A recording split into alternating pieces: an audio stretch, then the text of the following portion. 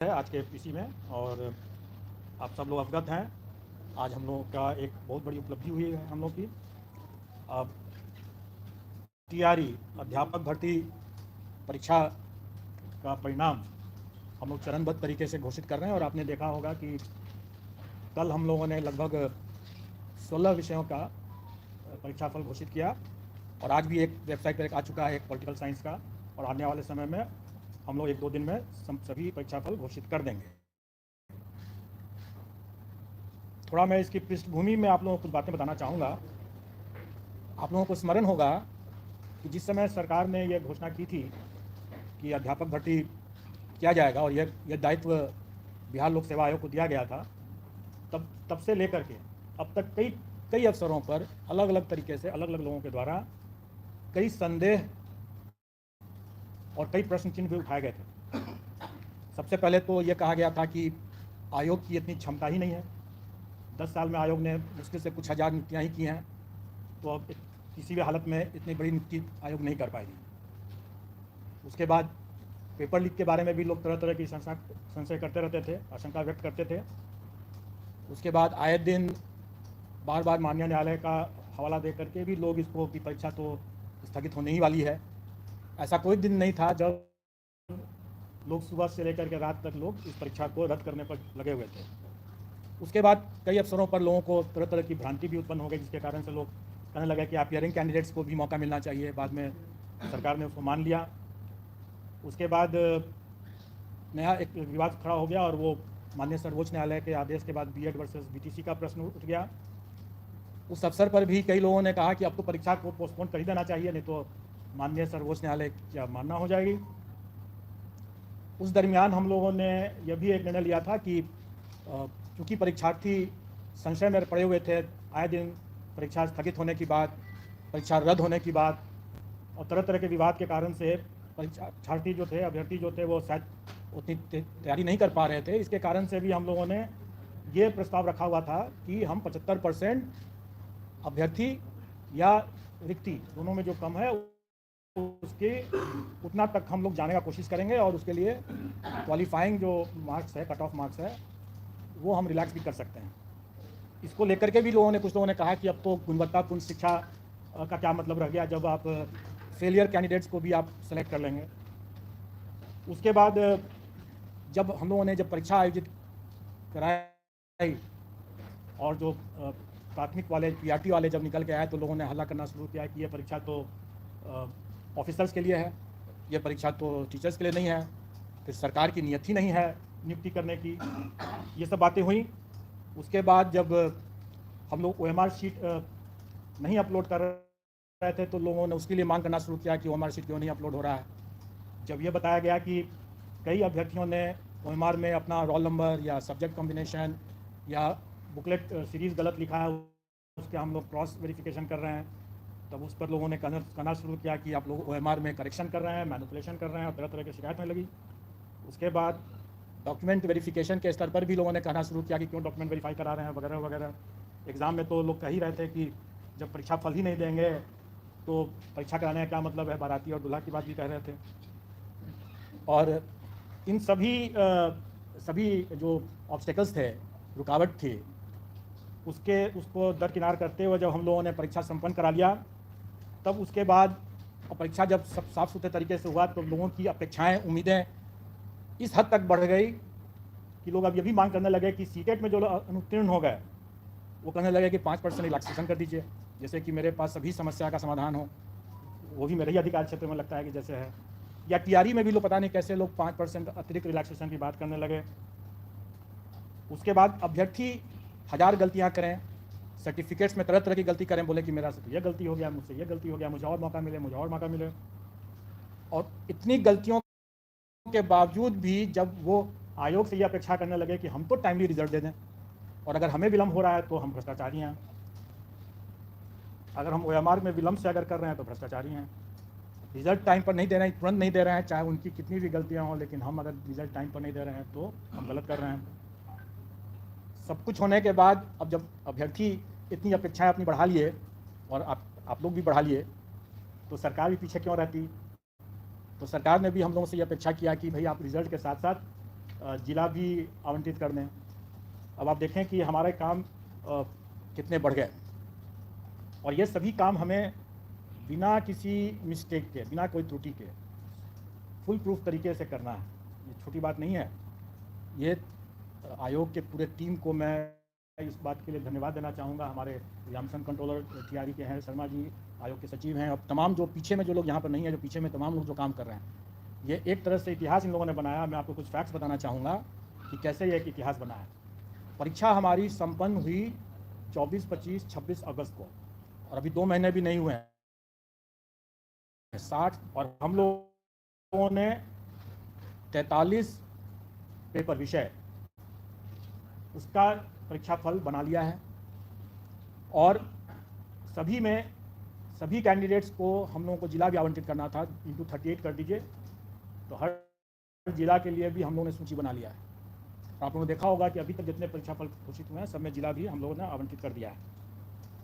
तो अगर देखा जाए तो 43 प्रश्न, अगर विषय अगर मान लें, उसको ये मान लें, तो एक दिन भी अगर एक पर लगाएं अगर, तो इससे अधिक कितना फास्ट हो सकता है। दूसरा ये भी कि आज तक बीपीएससी के इतिहास में इतनी जल्दी इतने ढेर सारे रिजल्ट्स नहीं दिए गए, ये प्रथम हुआ है। दूसरी बात, जो लोग कहते रहे कि हम लोगों ने रिलैक्स कर दिया क्वालिफाइंग कट ऑफ को 75% हासिल करने के लिए इस उद्देश्य से, और इसमें गुणवत्तापूर्ण शिक्षा प्रभावित हुई, तो ऐसी कोई बात नहीं है। आप लोगों को ये सुखद आश्चर्य होगा, और ये बात तो हम लोगों को भी अनुमान था कि बिहार के अभ्यर्थी काफ़ी काबिल हैं, और उन्हें ये इनका काफ़ी एक्सपीरियंस भी है, तजुर्बा है ऐसे प्रतियोगी परीक्षाओं को देते रहने का, और इसीलिए हम लोग कॉन्फिडेंट है। जबकि कई लोगों ने इस बात को उठाया था कि बड़ा कठिन प्रश्न आ गया है, कैसे होगा, क्या होगा, लेकिन मैं आप लोगों को बता दूं कि कुछ ही 2-3 ही विषय छोड़ करके, और उसमें निश्चित तौर पर वो प्राथमिक का जो मामला था जिसमें कि सबसे ज़्यादा लोग विवाद कर रहे थे कि बड़ा टफ क्वेश्चन आ गया है, उसमें तो बिल्कुल ही नहीं। किसी भी विषय में 1-2 विषय को छोड़ करके और 1-2 मामले को छोड़ करके किसी भी मामले में हमें अपने क्वालिफाइंग कट ऑफ को रिलैक्स करने की ज़रूरत नहीं पड़ी।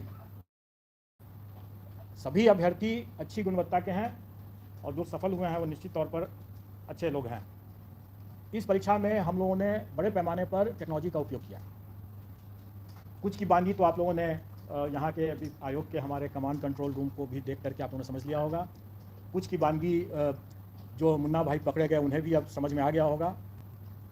और इसके अलावा जो मैं बार बार ये कहता रहा हूँ कि जो कार्य हम पर्दे के समक्ष करते हैं वो सब लोग देखते हैं, सब लोग की नज़र में रहता है, लेकिन उससे कहीं ज़्यादा कार्य जो होता है वो पर्दे के पीछे भी होता है, और पर्दे के पीछे का कार्य महत्वपूर्ण होता है, लोगों की नज़र में नहीं रहता है, इसलिए ज़्यादा उसमें हम लोगों को एहतियात बरतने की ज़रूरत पड़ती है।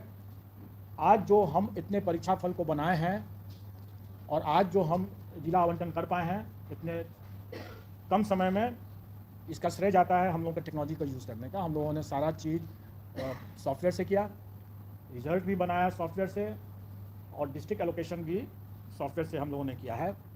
और इसको हम लोगों ने आगे बढ़ाते हुए, क्योंकि हम लोगों ने देखा कि डॉक्यूमेंट वेरिफिकेशन के समय जो हम लोगों ने 11th, 12th and 9th, 10th का जो डॉक्यूमेंट वेरिफिकेशन का काम करा है, उसमें हम लोगों ने पाया कि अभ्यर्थी आवेदन देते समय 1000 तरह की गलतियां कर बैठे थे। उसके बाद जब वो वहाँ पर डॉक्यूमेंट वेरिफिकेशन के लिए आए तो उसमें भी कई गलतियाँ हुई, क्योंकि कई लोगों का तो पूर्ण वेरिफिकेशन हो गया, लेकिन कुछ लोगों का पार्शियल हुआ। बड़े पैमाने में अभ्यर्थियों अनुपस्थित रहे जानबूझ करके, क्योंकि जब हम लोगों ने उनके डॉक्यूमेंट्स को जो उन्होंने आवेदन में जो दिया था उनको हम लोगों ने जब वेरीफाई किया तो हम लोगों ने पाया कि वैसे लोग जानबूझ करके अनुपस्थित रहे, क्योंकि उसके पहले 500 लोग ऐसे थे जिनका डॉक्यूमेंट वेरिफिकेशन में बिल्कुल ही अप्रमाणित पाया गया, और जिनका अप्रमाणित पाया गया उसके डॉक्यूमेंट्स की जब हम लोगों ने यहाँ से भी हम लोगों ने जब जांच किया तो हम लोगों ने पाया कि वाकई में वो सही तरीके से ही बाहर किए गए हैं। और शायद उन लोगों को ये भनक थी कि हम लोग उस पर कड़ी कार्रवाई करेंगे, और इसीलिए बड़े पैमाने पर कई अभ्यर्थी डॉक्यूमेंट वेरिफिकेशन के लिए नहीं आए। लेकिन कई ऐसे जेन्युइन अभ्यर्थी भी हो सकते हैं जो डॉक्यूमेंट वेरिफिकेशन में नहीं आए, क्योंकि हम लोगों ने उनका भी डॉक्यूमेंट अपने स्तर से चेक करने की कोशिश की। कुछ लोगों का पार्शियल वेरिफिकेशन हुआ था, उन लोगों का भी हम लोगों ने डॉक्यूमेंट देखा।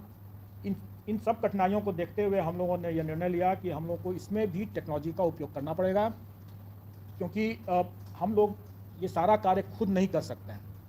इतने बड़ी संख्या में जब ये हो रहा है तो हमें विकेंद्रीकृत दस्तावेज सत्यापन प्रक्रिया स्थापित करनी होगी, और वो हम लोगों ने किया। डिसेंट्रलाइज्ड डॉक्यूमेंट वेरिफिकेशन की व्यवस्था हम लोगों ने किया, जिसमें हम लोगों ने टेक्नोलॉजी ये लगाया है कि जो भी डॉक्यूमेंट अभ्यर्थी हमारे यहाँ देंगे वो हमारे ही पोर्टल से डाउनलोड करके जाएंगे, क्योंकि हमारे पोर्टल के बिना उससे डाउनलोड अगर नहीं किया हुआ होगा तो उसमें वाटर मार्किंग नहीं रहेगा।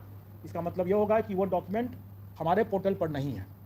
तो जो चीज़ हमारे पोर्टल पर नहीं है उसका हम कोई संज्ञान नहीं ले सकते हैं, और इसीलिए हम लोगों ने जो डिसेंट्रलाइज्ड डॉक्यूमेंट वेरिफिकेशन की बात किया उसमें भी हम लोगों ने हिदायत दे दी है कि जो डॉक्यूमेंट आयोग के पोर्टल पर है ही नहीं उसका कोई संज्ञान नहीं लिया जा सकता है। इसलिए जब भी कोई अभ्यर्थी वहाँ जाते हैं, जो सफल अभ्यर्थी जाते हैं डिसेंट्रलाइज्ड डॉक्यूमेंट वेरिफिकेशन के समय, अपने योगदान करने के समय, अगर उनको लगता है कि कोई डॉक्यूमेंट ज़रूरी है और वो हमारे पोर्टल पर नहीं उन्होंने अपलोड किया है, तो वो बेशक अपलोड कर दें, अपलोड करें और फिर डाउनलोड करें और फिर उसको लेकर जाएं, क्योंकि उसमें वाटर मार्क हो जाएगा, वो प्रूफ होगा कि हमारे यहाँ वो आयोग के पोर्टल पर उन्होंने डाल दिया है। क्योंकि यही बाद में 10 साल 20 साल जब भी खोजा जाएगा तो यही डॉक्यूमेंट रहेगा, और ये बहुत आवश्यक है। और इसीलिए इसमें भी हम लोगों ने टेक्नोलॉजी यूज़ किया कि वाटर मार्किंग और उसका रजिस्ट्रेशन नंबर दोनों को हम लोगों ने अंकित कर दिया। इन सब के बाद अब हम लोग कुछ आपको आंकड़े बता देना चाहेंगे जो आपके समझने के लिए होगा। और इसमें 11-12 की जो वैकेंसी थी उसमें 57,602, उसके अगेंस्ट में हम लोगों ने 23,700, क्योंकि टोटल अभ्यर्थियों की संख्या मुश्किल से 30,000 से भी अधिक नहीं थी। इसमें अभ्यर्थियों की संख्या जो थी इसमें 37,000 थी, जबकि रिजल्ट हम लोगों ने 23,701 दिया है। मैं उसका भी आपको विश्लेषण बता दूंगा।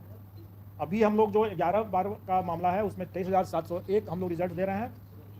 9वीं 10वीं वाला जो मामला है उसमें 26,204 दे रहे हैं, और प्राथमिक का जो मामला है उसमें हम लोग 72,419 रिजल्ट देंगे। टोटल हम लोग 204 है 9th का, प्राथमिक का है 72,419, टोटल हम लोग दे रहे हैं 1,22,324। और मैं आपको बता दूं कि जो अब आप लोग मिल जाएगा, मैं थोड़ी दूसरी बात बता देता हूँ, मैं उसके बारे में बता रहा हूँ। आप प्रश्न पूछेंगे मैं जरूर जवाब दे दूंगा। अभी मैं कुछ फैक्ट्स आपको बता रहा हूँ। 1,22,324 अभ्यर्थी हम लोग के सक्सेसफुल हुए हैं, 1,22,324 टोटल हैं।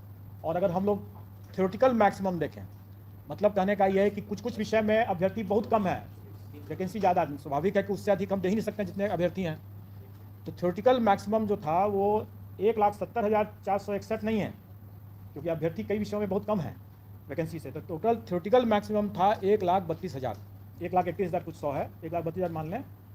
तो उसके विरुद्ध हम लोग देखा जाए तो हम लोग की उपलब्धि जो है वो 93% है। अब आप लोग जितनों का भी ये कहना था कि सरकार की नियत ही नहीं है अपॉइंट करने की, तो आप स्वयं समझ सकते हैं कि हम लोगों का क्या नियत था और हम लोगों ने क्या किया है। अब एक प्रश्न एक है जरूर, और वो प्रश्न है कि अभी जैसे पूछा भी गया कि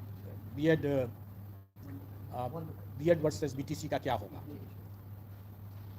तो इस पर तो मैं आप लोगों को सिर्फ एक गाने की पंक्ति बोल सकता हूँ कि तुम्ही ने दर्द दिया है तुम ही दवा देना। अब जिसने दर्द दिया है वो दवा भी तो वही दे सकता है, और जब तक दवा नहीं है तब तक इलाज संभव नहीं है। मैं समझता हूँ कि आप लोगों को उत्तर मिल गया होगा। सर तो इंक्लूडिंग रहेगा या नहीं सर? मैं समझता हूँ कि आप लोगों को उत्तर मिल गया होगा। सर मतलब ये क्लियर हो गया ना सर, रिजल्ट क्लियर पाएंगे रिजल्ट हम प्राइमरी का बिल्कुल देंगे जी, बिल्कुल देंगे। जब निकल जाएगा आप लोग खुद ही हम लोग के पोर्टल से आप लोग पता चल जाएगा। मैंने बता दिया कि जिसने दर्द दिया है दवा भी उसी को देना है, अगर दवा नहीं है तो कोई इलाज भी नहीं है। दर्द के साथ आगे जीवन आगे बढ़ाना पड़ेगा। दुर्गा पूजा से पहले रिजल्ट पाएंगे सर? हर एक प्रत्येक रिजल्ट जो है वो दुर्गा पूजा के पहले हो जाएगा, और सारा पोर्टल पर आ जाएगा। और मैं तो यही कहूँगा कि हम लाए हैं कश्ती तूफान से निकाल के, तो अब तो सफल अभ्यर्थियों के हाथ में है कि वो कैसे इसको संभाल के रखते हैं।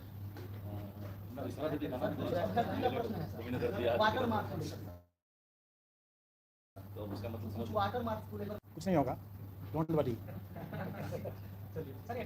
अगर जैसे मैंने क्या कहा कि हम लोग इसको पोर्टल को ओपन कर दे रहे हैं, अगर कोई अभ्यर्थी अपलोड नहीं कर सके हैं, जाकर दिखा देंगे। सर एक सवाल है, आपने कहा सबसे तेज रिजल्ट दिया है, लेकिन रिक्तियों के मुताबिक अगर देखा जाए तो नहीं, हमने ये भी कहा कि हम लाए कश्ती तूफान से निकाल सर, के। योग्य ये अभ्यर्थी- पूरे तूफान के माहौल से हम लोगों ने कश्ती निकाल के सर लाया। सीटें खाली रह गई, क्या मानते हैं अभी भी योग्य अभ्यर्थी की कमी है बिहार में?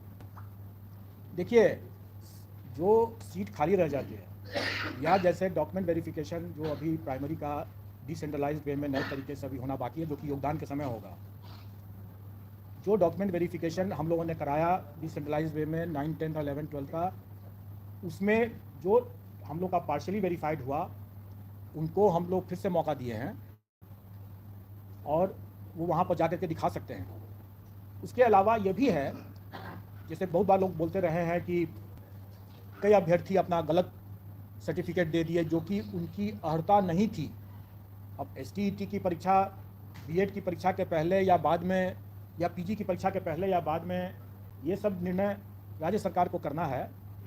लेकिन अगर मान लें, आपसे मैं एक प्रश्न कर रहा हूँ कि मैं एक अभ्यर्थी हूँ और मैंने 11, 12 भी क्लियर कर लिया और 9, 10 भी क्लियर कर लिया,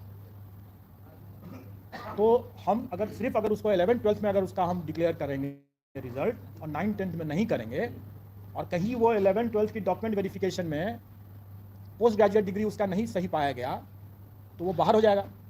और अगर हम 9, 10 में उसका रिजल्ट नहीं देंगे तो उसमें ही बाहर हो गया, जबकि हो सकता है कि अंडर ग्रेजुएशन में वो सही हो उसका। तो इसलिए हम लोगों ने रिज़ल्ट में किसी को वंचित नहीं किया है। जो जिसका भी मेरिट बनता था 11, 12 में उसको भी दिया है, और जिसका भी 9, 10 में बनता था, दोनों में बनता था, दोनों में दे दिया है। ऐसा इसलिए भी कि आप देखेंगे कि 11, 12 में अभ्यर्थी कम है और वैकेंसी ज़्यादा है। 9, 10 में भी मात्र 4 विषय छोड़ करके बाकी सभी विषय में वैकेंसी ज़्यादा है और अभ्यर्थी कम है। इसलिए अगर किसी अभ्यर्थी को कोई एक पद छोड़ना भी पड़े, 9, 10 या 11, 12 जिसका भी छोड़ना पड़े, तो उसके कारण से कोई फ़र्क नहीं पड़ने वाला है।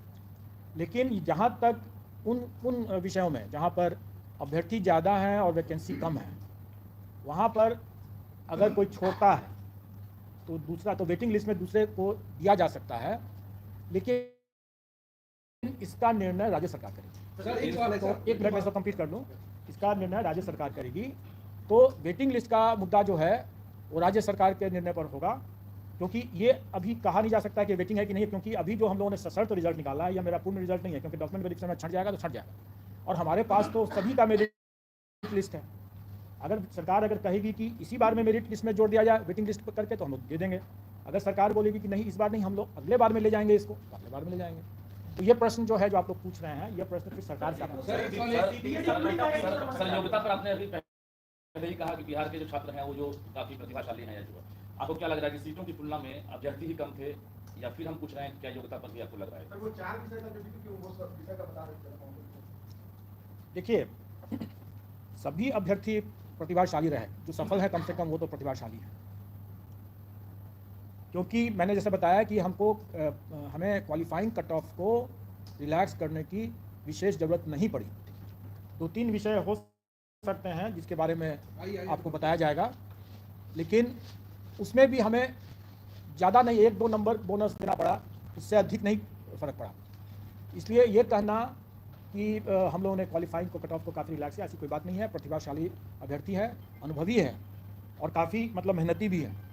क्योंकि वाकई में जो प्रश्न थे, मैं ये नहीं कहूँगा कि वो बहुत ही हाई स्टैंडर्ड के थे, लेकिन वो प्रश्न जो परीक्षा के उस प्रेशर में, उस माहौल में जो लोग देते हैं, वाकई में वो एक कठिन थे।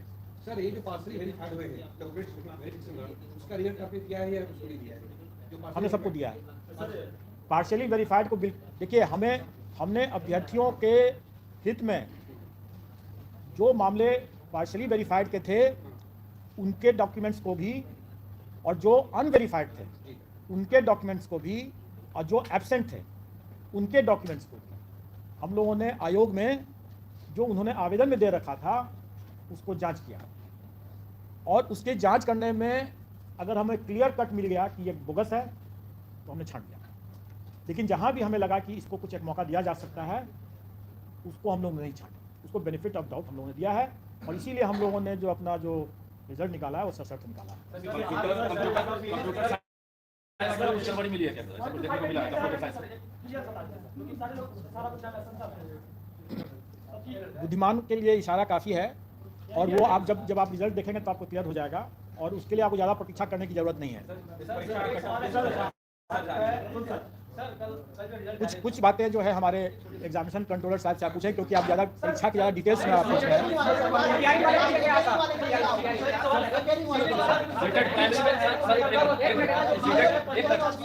सीटेट प्राइमरी में जो पास मान लेते हैं अभी नहीं किया है सर, उनका मेरिट बना दिया गया है इस तरह से, या फिर उनको ये किया गया सीटेट प्राइमरी में फेल हो रहा है परीक्षा में पास हो जा रहा है।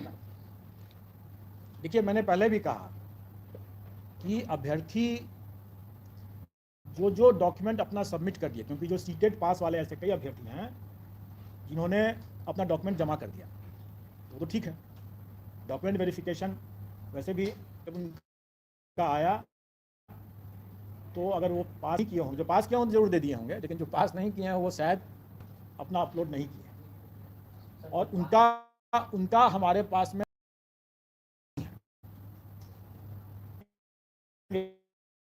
वो डॉक्यूमेंट, तो उस स्टेज पर उनकी छटनी हो जाएगी। जहाँ तक सीटेट वाले 5% का जो दावा कर रहे हैं कि रिलैक्सेशन का, वो दावा मेरे लिए नहीं है। वो दावा अगर सरकार अगर चाहे तो उसको छोड़ सकती है, वो दावा मेरे लिए नहीं। जो सीट बच रही है अभी, क्या अगला जो फेज ये भी प्रश्न का जवाब मैंने दे दिया कि ये प्रश्न सरकार से आप करें। ये स्थापित है, ये स्थापित, ठीक है। अभी तो बता दें सर, एक ही प्रश्न को बार बार नहीं। सर, एक छोटा सा सरकार का रिजल्ट आया था, जो रिजल्ट आया था, तो उसमें कुछ बाहर जो विधायक बैठे हुए हैं, उनका कहना है कि मेरा 55-60 नंबर इंग्लिश में बन रहा है, OMR लेके आइए, जबकि न्यूनतम अहंता जो है वो 40-40 बनना चाहिए, तो उससे मैं ज़्यादा फिर मैं सिलेक्शन क्यों नहीं ली? ये थ्योरेटिकल प्रश्न है ना, जो इस चीज को तो जब तक वेरीफाई नहीं करेंगे सर, वो अपना OMR लेके आए। जो ये प्रश्न कर रहे हैं इसका जवाब तो हम लोग जब तक वेरीफाई नहीं करेंगे संभव नहीं है। देखिए, आपने इसका आपका ये प्रिजम्पशन है कि जो भी क्वालिफाइंग कट ऑफ को हो जाए वो कम्पीट कर जाए। सर कट ऑफ ये प्रिजम्पशन गलत है, क्योंकि जैसा मैंने बताया कि अभ्यर्थी प्रतिभाशाली हैं, कट ऑफ जारी होगा। अभी पहले रिजल्ट पब्लिश हो जाने दीजिए, उसके बाद कट ऑफ। एक और चीज पहल अगर हो जाता, जो देख रहे हैं मेरिट में सीरियल 1 सीरियल 2 करके, जहाँ तक मुझे लगता है वो टॉपर ही है। ये टॉपर लिस्ट है, कुछ अगर सब्जेक्ट वाइज अगर बन जाता सर, क्या होता है, हम लोग टॉपर को भी ये करते। मान लीजिए नियोजित टीचर अगर टॉप कर ले, कल जैसे खबर आई है मेरे पास, नियोजित टीचर टॉप कर ले, तो एक तो ये होगा सर, मॉडल के रूप में थोड़ा स्थापित कर सकते हैं। इसमें कहना चाहेंगे कि ये जो हम रिजल्ट दिए हैं ये भी प्रोविजनल रिजल्ट है, सर्टिफिकेट जांच के बाद ऑथेंटिकेट होगा, देन तब होगा कि वो टॉपर कहलाएगा। ऐसे तो आपके डेट में शर्त है, साफ साफ लिखा हुआ है, शर्त है। जी जो 8 साल का कल से रिजल्ट जारी किए हैं उसमें ईडब्ल्यूएस में नाम जो है वो मुकेश पासवान है, किशोर बैठा है। इसका बताते हैं सर। इसमें सरकार की जो चिट्ठी है उसमें प्रावधान किया गया है कि ईडब्ल्यूएस में जो उपयुक्त कैंडिडेट नहीं मिलेंगे, जो उपयुक्त कैंडिडेट नहीं मिलेंगे वो बचेंगे नहीं, उसको हमको ओपन रहेगा फॉर ऑल कैटेगरी, मतलब 01 में हम उसको ले जाएंगे। और जो मेरिट से आएगा, जैसे आपने देखा मेरिट में वो 5 अगर होंगे तो 01 में आएंगे, तो वो सीट के अतिरिक्त वो हमसे भरा गया है। उसमें 01 भी आ सकता है, EW है, ये 02 भी आ सकता है, 03 भी, 04, 05 किस जो मेरिट